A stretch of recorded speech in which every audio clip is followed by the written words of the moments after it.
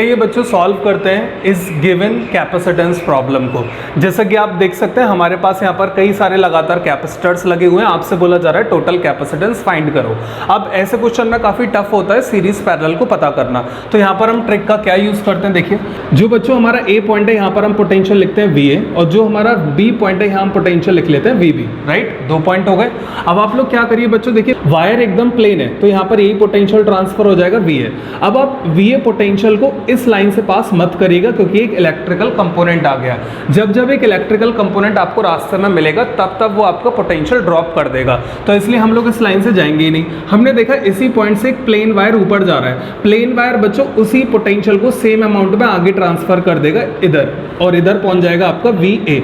अब आ जाइए इधर साइड बच्चों, यहाँ जो पॉइंट है जरूर यहाँ पर पोटेंशियल रिड्यूस होकर आएगा। लेट सपोज वी एक्स, इस पॉइंट को आप x बोलते हैं तो यहाँ पोटेंशियल कुछ ना कुछ तो होगा ना, दैट इज वी एक्स। अब इसी पोटेंशियल को आप ट्रांसफर करें, ये पोटेंशियल बच्चों जब प्लेन वायर से होकर जाएगा तो यहाँ पर पोटेंशियल आपको सेम मिलेगा, अगेन वी एक्स। यही पोटेंशियल जब यहाँ से होकर जाएगा तो यहाँ भी आपको पोटेंशियल मिलेगा वी एक्स। तो देखा किस तरीके से हम लोगों ने यहाँ पर पोटेंशियल को डिस्ट्रीब्यूट किया इन द गिवन सर्किट। अब पोटेंशियल जब डिस्ट्रीब्यूट आपका इस तरीके से हो जाए तो यहाँ पर आप पॉइंट्स गिनिए। एक तो बच्चों हमारे पास वी ए पॉइंट है, एक हमारे पास इधर वी बी पॉइंट है, और एक आपके पास कौन सा पॉइंट है, दैट इज वी एक्स। अब आप लोग क्या करिए, यहाँ पर कैपेसिटर्स को कनेक्ट करिए। कनेक्ट करने से पहले आप ये दोनों कैपेसिटर ध्यान से देखो, ये दोनों कैपेसिटर किस में, सीरीज में है ना बच्चों, इन सीरीज।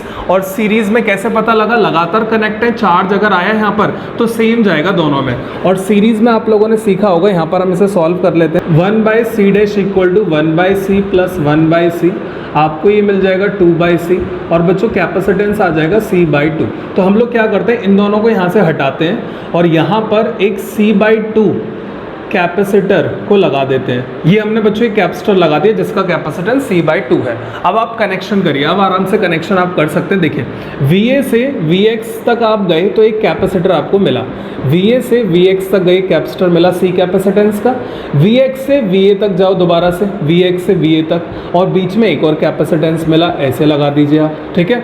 अब आगे बढ़िए बच्चों, Va से Vx तक गए, फिर एक और कैपेसिटर मिला, लगा दीजिए आप ऐसे। अब जब बच्चों Vx से आप इधर गए तो Vx से Vx आपने देखा सर दोनों जगह पोटेंशियल सेम, और पोटेंशियल अगर सेम तो डिफरेंस कितना, 0।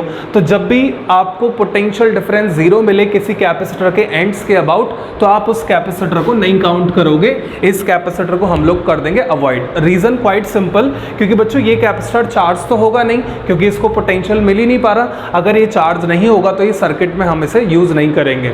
अब देखिए ये हट गया। अब बच्चों Vx से Vb में एक और कनेक्ट है, इसे यहाँ लगा दीजिए। अब देखिए बच्चों, क्या ये सर्किट आसान से और आसान हो गया। पहले तो आपको लग रहा था sir it's like a bomb puzzle for us, but अब क्या लग रहा है, like a piece of cake. अब आप इसे आसानी से सॉल्व कर सकते हैं। These all 3 are in parallel, तो आपको मिल जाएगा 3C, ठीक है। सर्किट बनेगा इक्विवेलेंट आपका इस तरीके से, ये है 3C, ये है C। अब बच्चों ये किस में आ गए, इन सीरीज, और सीरीज में आप जानते ही हम कैसे सॉल्व करते हैं, 1/3C plus 1/C, LCM 3C, you will get 1 + 3, 4/3C, और रेसिप्रोकेट जैसे ही आप करेंगे 3C/4 is your equivalent answer.